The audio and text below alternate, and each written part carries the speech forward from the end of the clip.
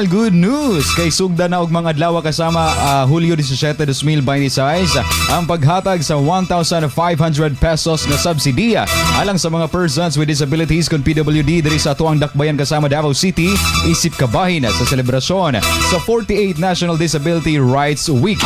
Sumala sa Persons with Disability Affairs Office kung PDAW ang ceremonial payout himuon sa Rizal Park ug unang makadawat ang mga benepisyaryo gikan sa barangay 1-A hangtod 5. Matod pa ni PDAW Head Attorney Redendo Martinez sa gunsong ipahigayon ang payout sa ubang barangay base sa schedule sa ilang opisina.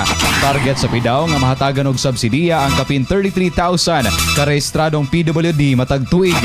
Aron maka-avail kasama sa ayuda kinahanglan residente sa Davao City sulod sa 3 ka tuig, dunay voter certification o barangay certificate o magdala sa valid PWD ID uban ang photocopy ni ini. RMN